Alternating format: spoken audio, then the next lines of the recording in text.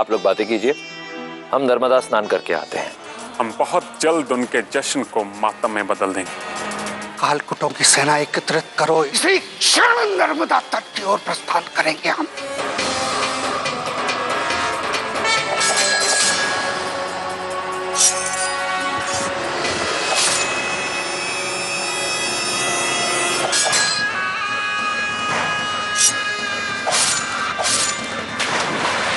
हमारे प्राण बचाने के लिए धन्यवाद। हम तुम्हें अपनी सेना में एक सैनिक नियुक्त करते हैं। इसी मिट्टी में दफन कर दूंगा तुझे। आपने मेरा जीवन धन्य कर दिया महाराज, आप धन्य हैं। आओ हमारे साथ।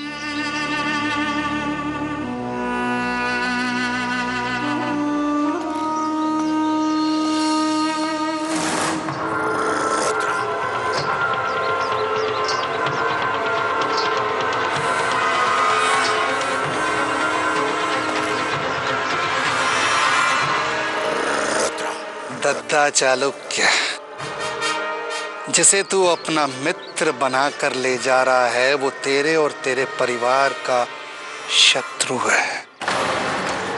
भरूच का रक्षक भरूच के सर्वनाश को अपने साथ ले जा रहा है। क्या अपने सारे सिपाहियों को लाशों में तब्दील होते देखते रहोगे?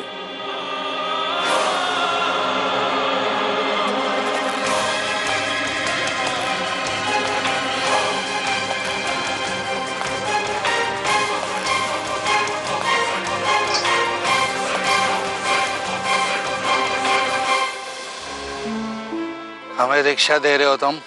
कौन हो तुम? इस वक्त तुम्हारे सामने गजनी के सालार अमीर महमूद गजनवी मौजूद हैं।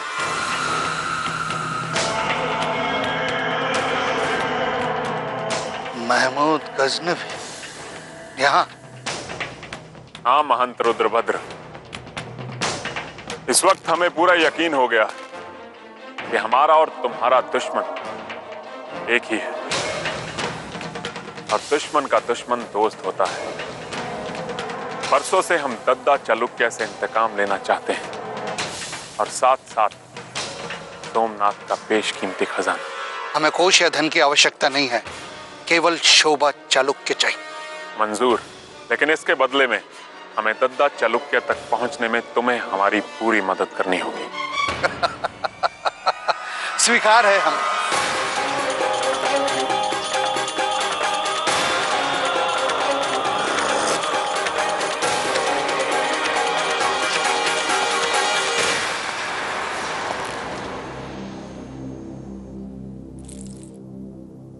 ये हमारी तरफ से दोस्ती का तोहफा है। हालांकि हम जानते हैं कि तुम्हारी नजर में इसकी कोई अहमियत नहीं होगी, लेकिन इसे दोस्त की निशानी समझकर कबूल करना चाहिए।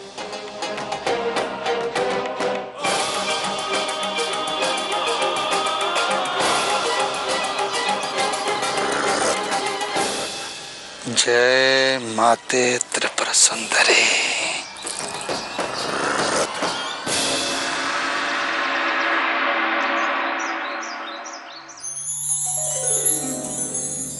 काकी, ये सारे फल मंदिर में रखवा दीजिएगा। और ये उपहार दक्कन के नरेश के साथ आए हुए मंत्रीगण के लिए, इन्हें निकाल कर गिनना।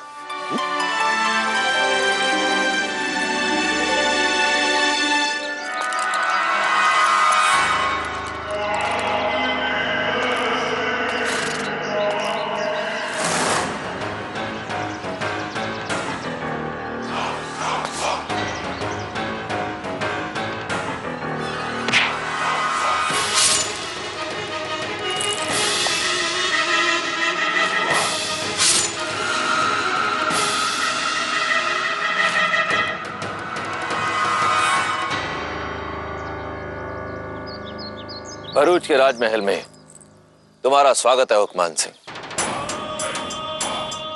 आओ।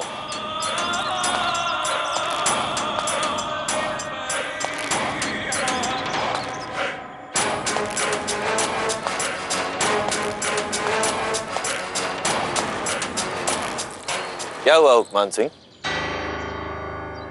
संकोच मत करो, हमारे साथ आओ।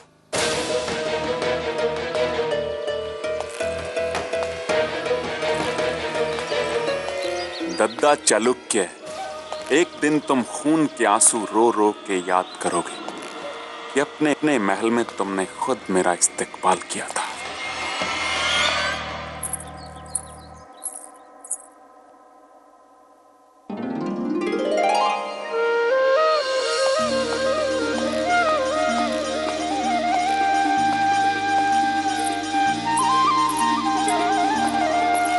महाराज, आप आ गए। आप कुशल?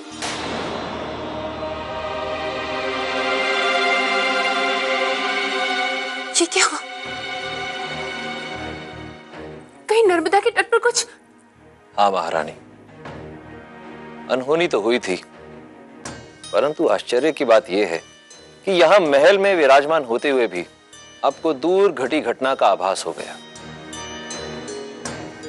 इसका ये अर्थ है कि महारानी, व्यर्थ चिंता न करें। जब तक भगवान सोमनाथ का आशीर्वाद हमारे शीश पर है और हमारे शुभचिंतक हमारे साथ हैं, हमें कुछ नहीं होगा।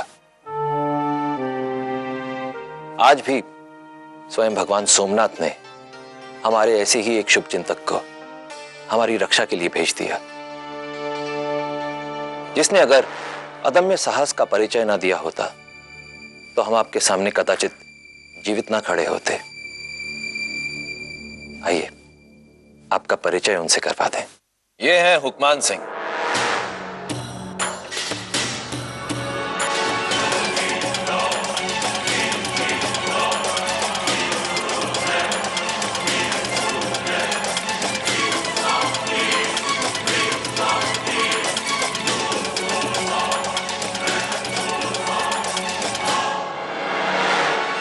भरूच के शस्त्रागार में अस्त्रों और शस्त्रों का एक विशाल भंडार रखा है। इसकी जानकारी तुम्हें कहां से हुई?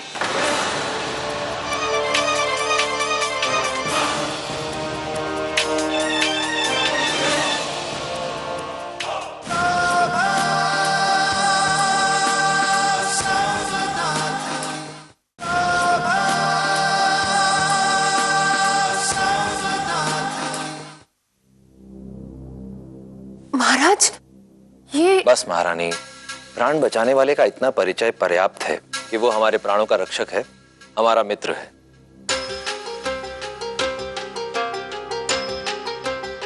चलिए अब आप चिंता मुक्त हो जाइए, क्योंकि अभी चौला के जन्मदिवस की ढेरों तैयारियां करनी है। कोई है? हुक्मान सिंह को अतिथि कक्ष तक ले जाओ। जो आज्ञा महाराज। मिलते हैं हुक्मान सिंह। आइए महारानी।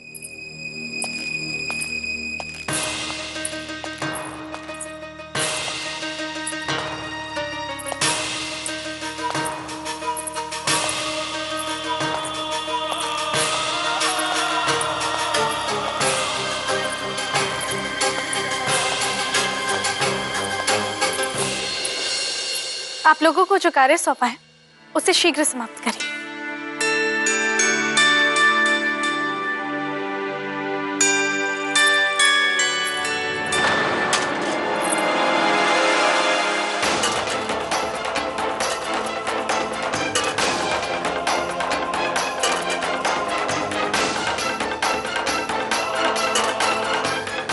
रानीबा, रानीबा, रानीबा,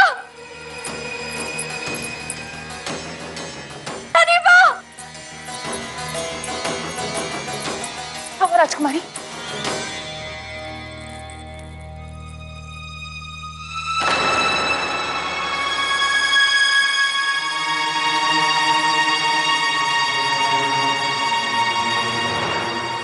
ये तो अनिष्ट का संकेत है। इधर ही पंचामृत गिर गया और उधर महाराज पर।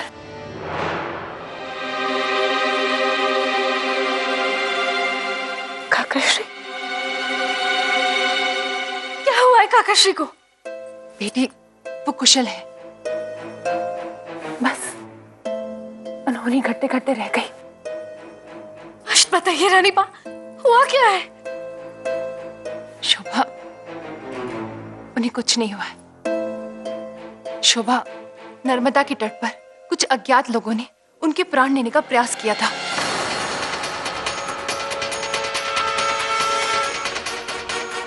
सोमनाथ। शोभा, उन्हें कुछ नहीं हुआ, वो ठीक है। इतनी बड़ी घटना घट गई, किसी ने हमें कुछ बताया तक नहीं।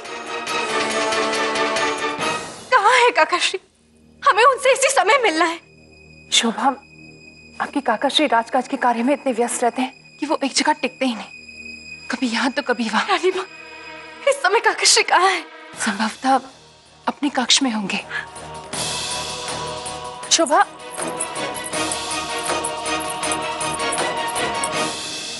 एक के बाद एक अनिष्ट हो रहा है। कहीं ये आने वाली विपदा का संकेत तो नहीं? ऐसी घटनाएं किस दशा की ओर संकेत कर रही है? हमें इसका निदान ढूंढना ही होगा। राजपुरोहित जी से कहिए कि मुझसे शीघ्र भेंट करना चाहते हैं। जी महारानी जी।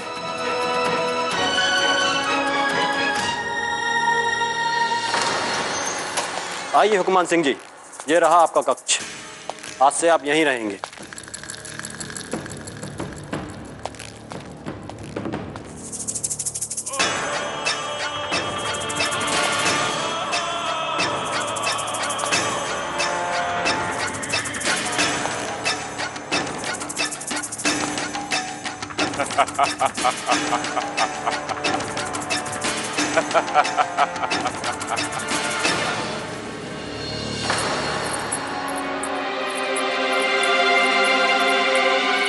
राजकुमारी जी, महाराज अपने कक्ष में नहीं है।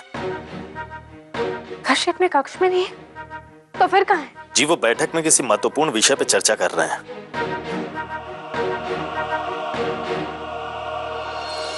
चौबेनाथ, हमने भरूच की एक विशेष सैनिक टुकड़ी का सेनापति हुकमान सिंह को नियुक्त किया है।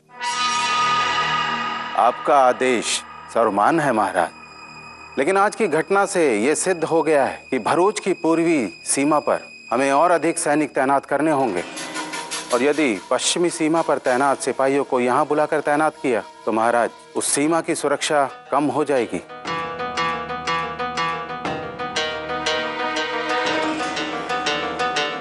महाराज, अगर इजाज़त आपकी आज्ञा हो तो सेवक कुछ सुझाव देना चाहता है।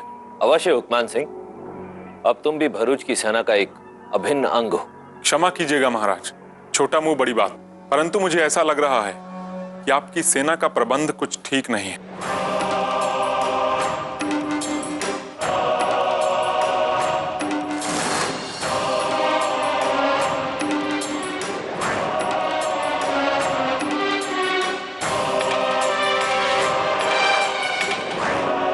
क्षमा कीजिएगा महाराज, लगता है मैंने अपनी हैसियत से बड़ी बात कह दी जो मुझे नहीं कहनी चाहिए थी।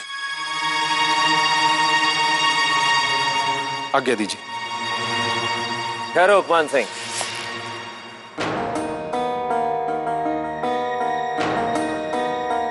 यदि तुमने इतनी बड़ी बात कही है तो अवश्य ही तुम्हारे पास उसका कोई ठोस कारण भी होगा। हमें बताओ वो क्या कारण है। महाराज, आपके शस्त्रागार में अस्त्र शस्त्रों का बहुत बड़ा भंडार यूं ही रखा हुआ है, जिसका बहुत समय से कोई उपयोग नहीं हुआ है। अगर उन शस्त्रों से सैनिकों को प्रशिक्षित किया जाए तो पश्चिमी सीमा से सैनिकों को बुलाने की आवश्यकता भी नहीं पड़ेगी और शस्त्र भी उपयोग में आ जाएंगे, और उसके साथ साथ सैनिक भी रण कौशल में निपुण हो जाएंगे। उत्तम, अति उत्तम, अत्यंत प्रशंसनीय सुझाव है तुम्हारा हुकमान सिंह।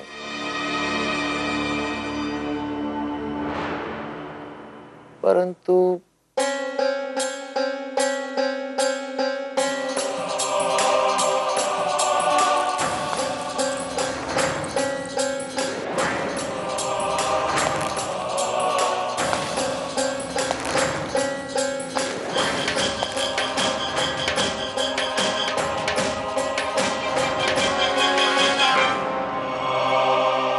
भरूच के शस्त्रागार में अस्त्रों और शस्त्रों का एक विशाल भंडार रखा है।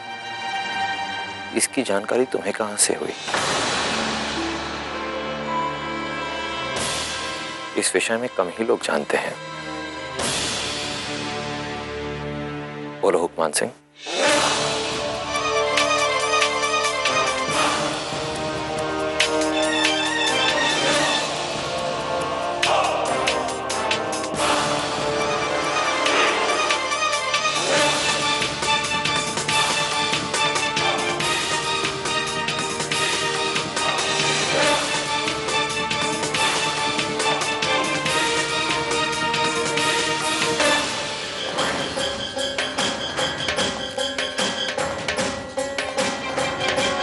सुनो, राजकुमारी शोभा का कक्ष किधर है? वो राजकुमारी जी का। हुक्मान सिंह,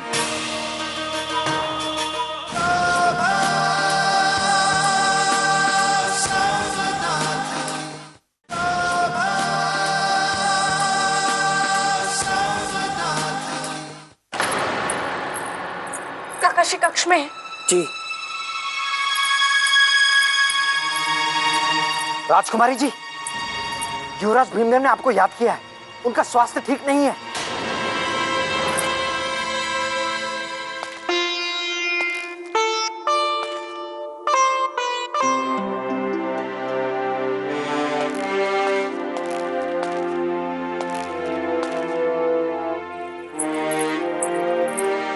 राजकुमार, इस समय हम इतनी परेशान हैं और आप हैं कि? क्यों? क्या हुआ? आप तो ऐसे पूछ रहे हैं जैसे आपको कुछ मालूम ही नहीं। नर्मदा तट पर स्नान करते समय काकाशी पर किसी ने प्राणलेवा किया है।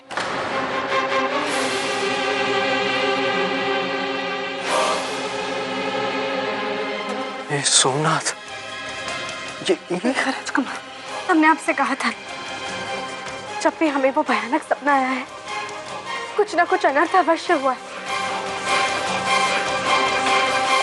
तो हमें एक पल की भी देरी नहीं करनी चाहिए। शीघ्र ही काकाशी के पास चलिए। नहीं राजकुमार, इस समय हमें साथ नहीं जाना चाहिए। आप जाकर महल की सुरक्षा व्यवस्था को एक बार फिर से जांच पर रख ले। हम जाकर काकाशी को मिलते हैं। जी राजकुमारी, हम जाकर देखते हैं।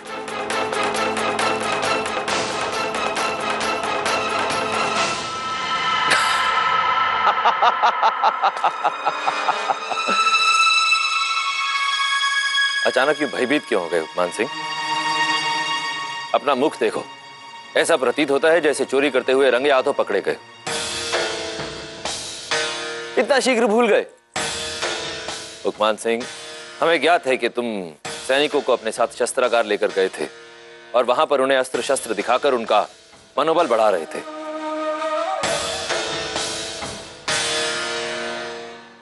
जी जी महाराज, हम तो भूल ही गए थे। हुक्मान सिंह, हम तुम्हारी वीरता के प्रशंसक तो हो ही गए थे, परंतु अब तुम्हारी दूरदर्शिता ने भी हमें अत्यंत प्रभावित किया है। इसलिए हम तुम्हें एक अतिरिक्त भार सौंपना चाहते हैं, हमारे सैनिकों को प्रशिक्षित करने का भार। यह दायित्व भी तुम ही निभाओगे।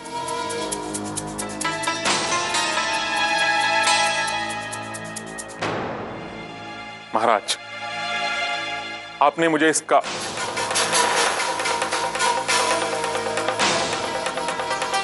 इस योग्य समझा, मेरे लिए यही बहुत बड़ी बात है।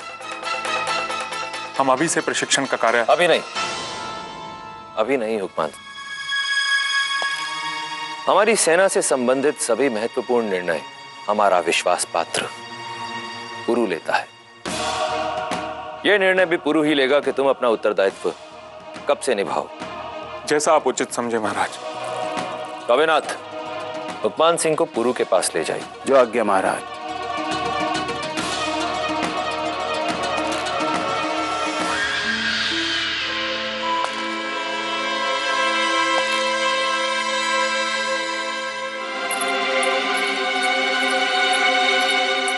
इस महल में शाही परिवार के लोग कहाँ रहते हैं? शाही परिवार? मेरा मतलब राजसी परिवार के लोग। महारानी, उनकी छोटी बेटी राजकुमारी चौला और उनकी बड़ी बेटी राजकुमारी शोभा।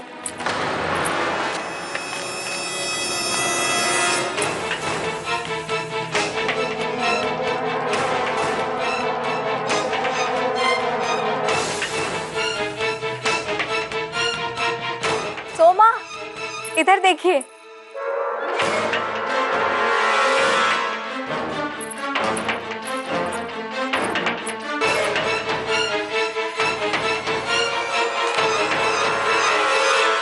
सोनाली,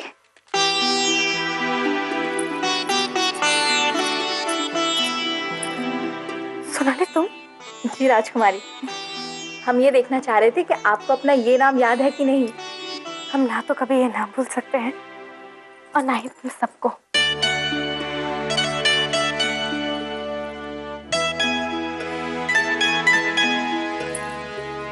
हमें तुम सबकी बहुत याद आती है।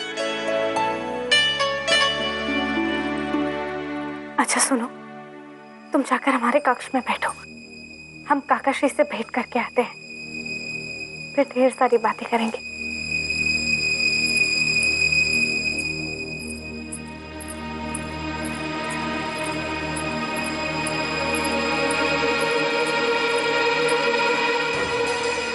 काकाश्री,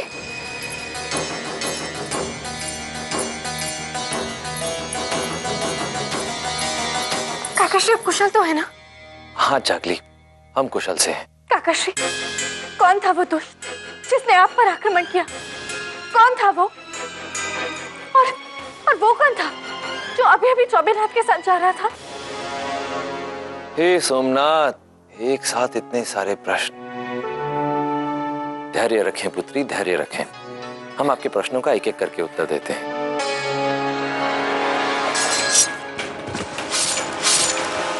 बता किसका आदेश? चाहे मेरी जान चली जाए नहीं बताऊंगा। हम पे आक्रमण किसने किया अभी हमें नहीं पता। जो व्यक्ति बाहर चौबेनाथ के साथ जा रहा था उसका नाम हुक्मान सिंह है। उसी ने हमारे प्राण बचाए और पुरस्कार स्वरूप हमने उसे भरूच की सेना की एक विशेष टुकड़ी का सेनापति नियुक्त कर दिया है। क्षमा कीजिएगा काकाश्री, परंतु एकदम से किसी पर विश्वास? नहीं जागली, एकदम से नहीं। हुक्मान सिंह अति विश्वसनीय व्यक्ति है। उसने हमारे प्राण बचाए हैं। वो अत्यंत ही दूरदर्शी एवं वीर व्यक्ति है। हमें पूरा विश्वास है कि हुक्मान सिंह और पुरु, इन दोनों की सहायता से हम भरूच को शत्रु मुक्त कर सकते हैं। और आक्रमणकारी?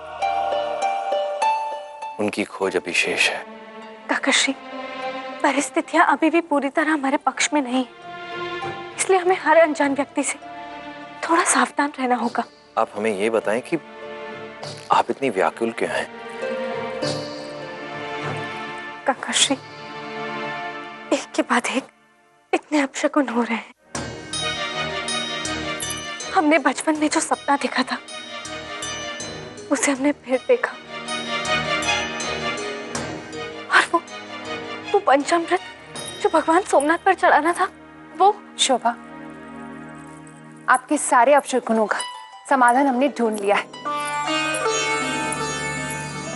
हम अभी अभी राजपुरोहित जी से मिलकर आ रहे हैं। क्या कहा उन्होंने? उन्होंने कहा है कि सपने ऐसे ही नहीं आते महारानी। राजकुमारी शोभा ने बहुत पहले भगवान सोमनाथ से महाराज दद्दा चालुक्य के राज्याभिषेक की मनौती मानी कि राज्याभिषेक के पश्चात वो सोमनाथ महालय जाकर भगवान सोमनाथ रुद्राभिषेक करें। जबकि महाराज ने राजकाल संभाल लिया है, भगवान सोमनाथ सपने के द्वारा राजकुमारी शोभा को याद दिला रहे हैं कि उनका रुद्राभिषेक किया जाए। हे सोमनाथ, चौला के जन्मोत्सव और बापूश्री की बरसी की तैयारियों में हम तो भूल ही गए कि हमें सोमनाथ भगवान के दर्शन करने थे। समारोह समाप्त होते ही हम चले जाएंगे। अवश्य बेटी, परंतु आप अकेली नहीं जाएंगी। अब निश्चिंत रहिए काकीश्री।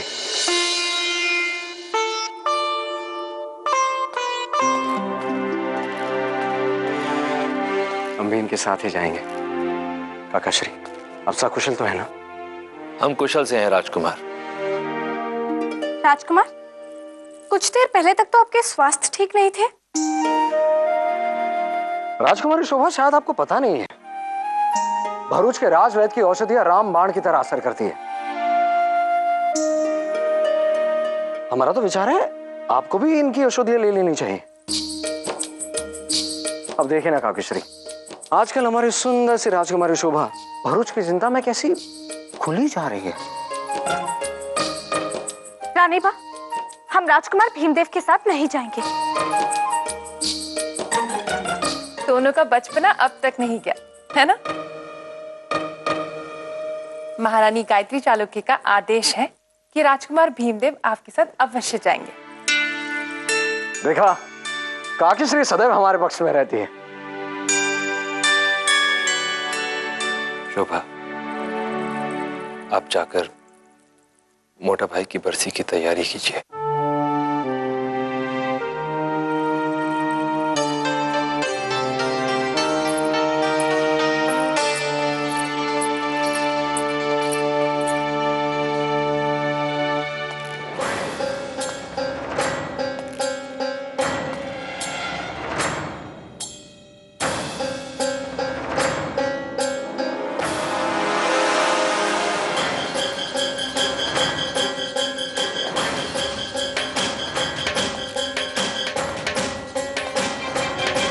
सुनो, राजकुमारी शोभा का कक्ष किधर है? हमें महाराज दद्दा चालुक्य ने उन्हें संदेश देने के लिए भेजा है। वो राजकुमारी जी का। हुकमान सिंह,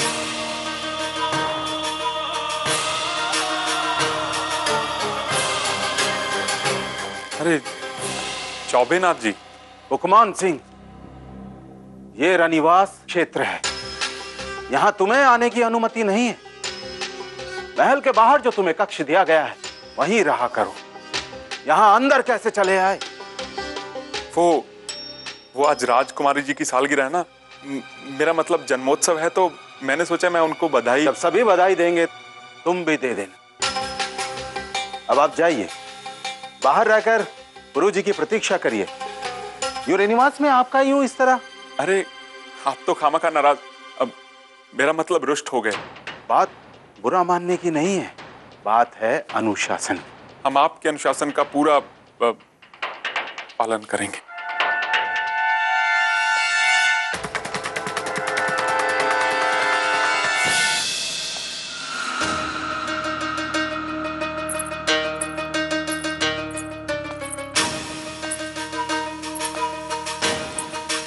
ये लड़की जो बीच में चल रही है, कौन है ये? जरूर कोई अहम। राजकुमारी शोभा, पूजा की सारी सामग्री का प्रबंध कर दिया गया है। अच्छा, तो ये शोभा है। अब तो इसे देखकर ही रहूंगा।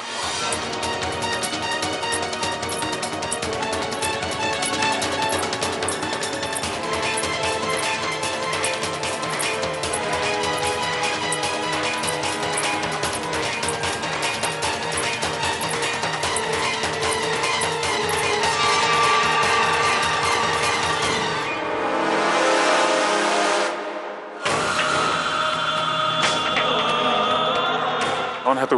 हुजूर, इतना शीघ्र आप मुझे भूल गए। आपका नमक खाया है। रोज नरेश महाराज भानुमान का सेवक, वही कुबड़ा। कई बार आपके यहाँ संदेश लेकर आया हूँ महाराज भानुमान का। बदबख्त, तेरी ये मजाल। तू जानता है इसकी सजा मौत। क्षमा करें हुजूर, परंतु इस समय अगर आपको मैं नहीं छुपाता तो सारा भेद खुल जाता। हुजूर वो सामने देखे।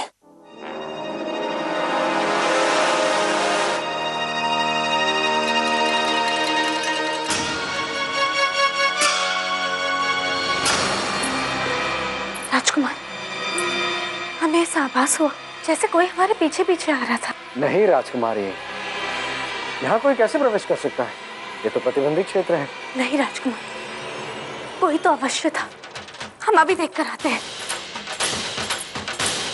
जाहिल कुबड़े, इस वक्त हम राजपूती भेष में हैं। कोई हमें कैसे पहचान? हुजूर, आप इस वक्त साधारण नागरिक के भेष में हैं और ये महल का रनिवासी नहीं, साथ साथ प्रतिबंधित क्षेत्र भी है। यहाँ पर कोई भी आम नागरिक अपने कदम नहीं रख सकता और आप राजकुमारी शोभा का पीछा कर रहे थे।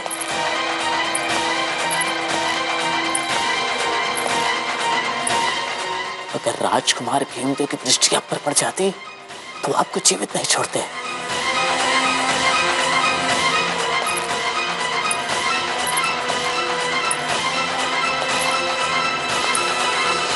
शोभा के पास सोमनाथ के खजाने का नक्शा है, हमें उससे इंतकाम भी लेना है।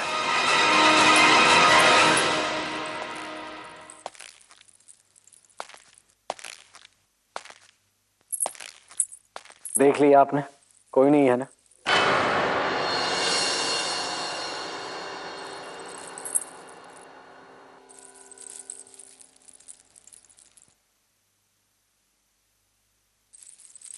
ये देखिए राजकुमार, ये मुद्रा ना भरूच की है ना स्वराष्ट्र की। इस पर अंकित भाषा भी। हे सोमनाथ, अब आप कहेंगे कि ये मुद्रा गजनी की है। राजकुमारी वर्षों से विश्वासघाती भानुमान मामा और गजनवी के बीच में सांठगांठ रही है और गजनवी के सलाहकारों और संदेशवाहकों का इस भरूच महल में लगातार आना जाना रहा है। उन्हीं में से किसी के हाथों से ये मुद्रा गिर गई होगी। अब इस मुद्रा के बारे में भूल जाइए और आप तो पूजा करने के लिए जा रही थी ना, तो अपना सारा ध्यान पूजा पर केंद्रित कीजिए। चलिए चलिए राजकुमारी, चलिए।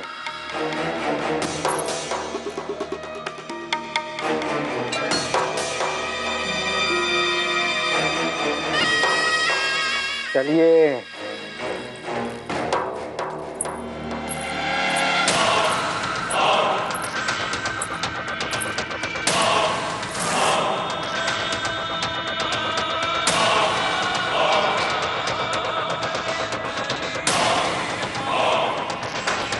खुदा की कसम, कमाल की लड़की है। हमने तो ख्वाबों और ख्यालों में भी नहीं सोचा था कि शोभा इतनी चालाक, ज़हीन और शातिर दिमाग होगी। सिक्का देखकर पहचान लिया।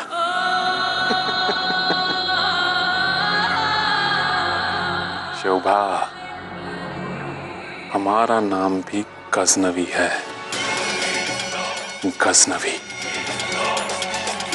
क्या हुआ अगर इतने करीब होकर भी तुम्हारी सूरत नहीं देख सके? इंशाअल्लाह बहुत जल्द हमारी कनीजों में होगी तू।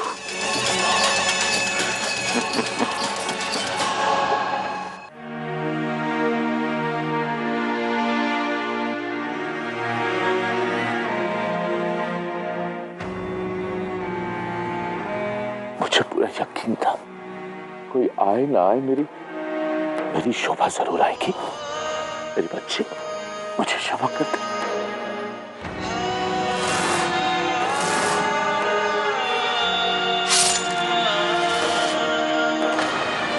अपना ध्यान रखना पुत्री। बापूजी।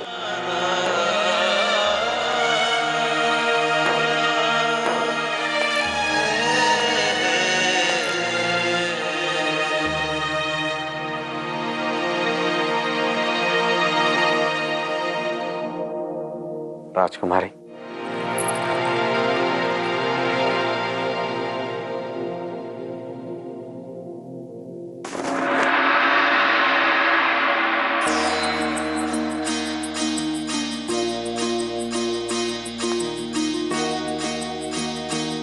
राजकुमार,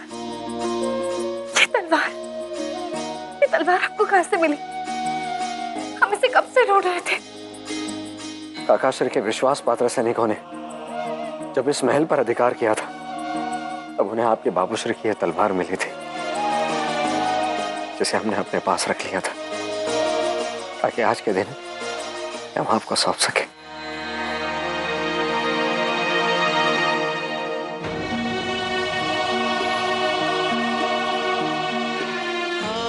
धन्यवाद राजकुमार। ये तलवार हमारे बापूश्री की धरोहर है। इससे हमें सदैव प्रेरणा मिलती है कि हम एक साहसी और वीर योद्धा की पुत्री हैं। राजकुमारी, गंग सर्वे के प्रभु कहते हैं कि जो हमें छोड़कर चले जाते हैं ना, उनकी याद में आंसू बहाने से उनकी आत्मा को दुख पहुंचता है।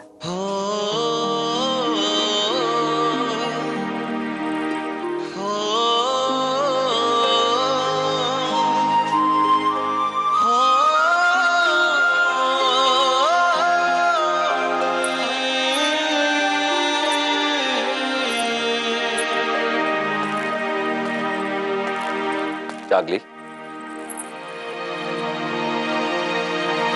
देखो तो कौन तुमसे मिलने आया है।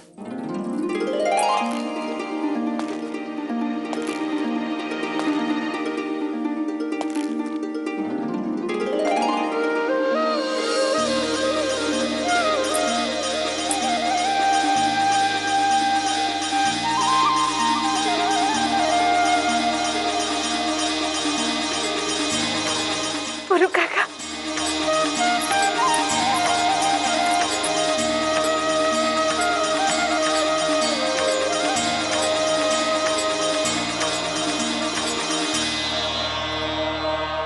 ये गुरु कौन है? दद्दा बहुत तारीफ कर रहा था उसकी। दद्दा का सबसे विश्वसनीय और स्वामी भक्त योद्धा है। अपनी जान पर खेलकर दद्दा और उनके परिवार की रक्षा करता है। लोमड़ी की तरह चालाक और भेड़िए से भी ज्यादा खतरनाक है।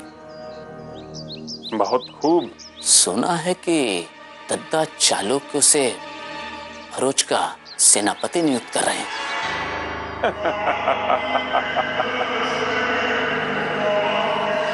देखते हैं कि वो कितना दिलेर है।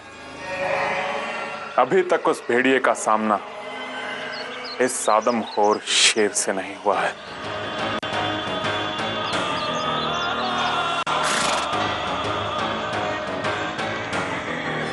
अंदर आ जाओ।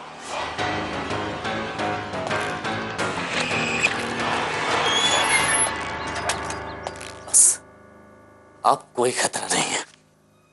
इस द्वार से प्रवेश करने के बाद किसी को पता भी नहीं चलेगा कि हम महल में बहुत दिनों से नहीं थे। ये साबित करो कि तुम वाकई हमारे काम के हो, वरना इसी वक्त। नहीं नहीं, आप चिंता न करें सुल्तान हजरत। हमारा नाम हुक्मान सिंह है, ये अच्छी तरह याद कर ले कुबड़े। जी माफ कर दीजिए।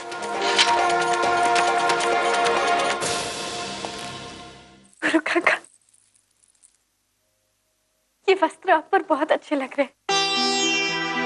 चागली, हमने पुरु को भरूच की सेना का प्रमुख सेनापति नियुक्त किया है। अच्छा, तब तो हमें भरूच की सुरक्षा के बारे में चिंता करने की कोई आवश्यकता नहीं। अब तो हम निश्चिंत होकर सोमनाथ माले ही नहीं बल्कि देश ब्रह्मांड पर। धैर्य पुत्री, धैर्य। देश भ्रमण का समय अभी नहीं आया। हम समझे नहीं काकाश्री। पहले वहां देखिए।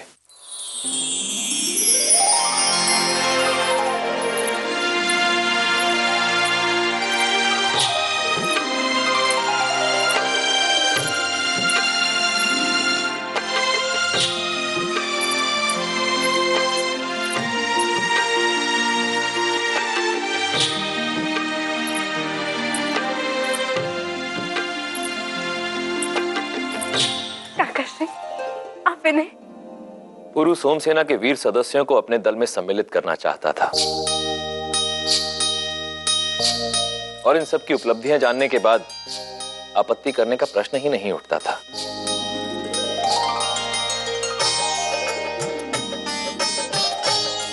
आज सचमुच शुभ दिन है। हाँ चागली, आज भरूच का वातावरण देखकर ऐसा प्रतीत होता है जैसे भाभी श्री इंदुमती और भानुमान का नृशंस साम्राज्य समाप्त हो गया।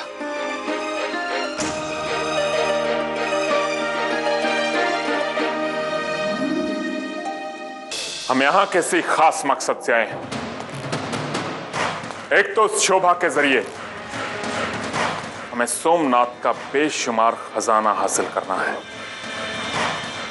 और दूसरा उस दद्दा और उसके पूरे खानदान के साथ साथ उसकी फौजी ताकत को तहस नहस करके बर्बाद करना है। आज हम शोभा तक पहुंचते पहुंचते रह गए, लेकिन बहुत जल्द वो हमारे पंजों में होगी।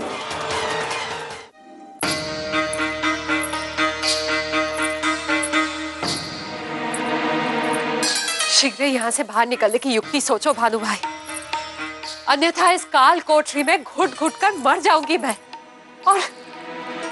और आज तुम्हारे जीजा श्री की बरसी भी है। ये ऐसा ना हो कि आज के दिन मेरी भी बरसी मनाई जाए। वाह हिंदू बहन, वाह। चलो इसी बहाने आज तुम्हें इतने वर्षों बाद जीजा श्री की याद तो आई, जिनकी हत्या करके तुम भरूच की महारानी बनी। क्या मैंने की थी? मैंने की थी हत्या? कौन है यहाँ पे भानु जिसे देखकर तुम अपना आरोप मुझ पर थोप रहे हो? हत्या तुमने की थी। हमने हत्या की नहीं, करवाई। परंतु किसके लिए? तुम्हारे लिए इंदुबेन। जरा सोचो, यदि जीजाश्री जीवित होते तो तुम्हें दीवार में जीवित चुनवा देते। धन्यवाद दो दद्दा चालुक्य को कि आज तुम जीवित हो। उस नाम लेकर जले पे नमक मत छिड़को भानु भाई। तो और क्या करें?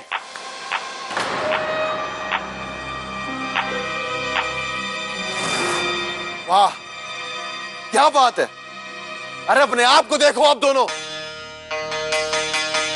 यहां से बाहर निकलने की युक्ति सोचने के बजाय आपस में ही आरोप प्रत्यारोप लगाए जा रहे हैं। लड़िए, खूब लड़िए। अरे हमसे भूल हुई तो हमने आप दोनों पे भरोसा किया, आप दोनों का साथ दिया।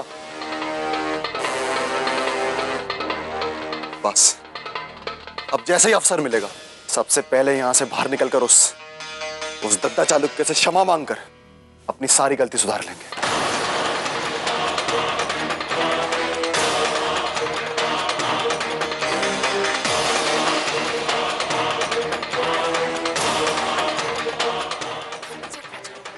यहाँ से बाहर निकलने का कोई ना कोई रास्ता मैं अवश्य ढूंढ लूंगी।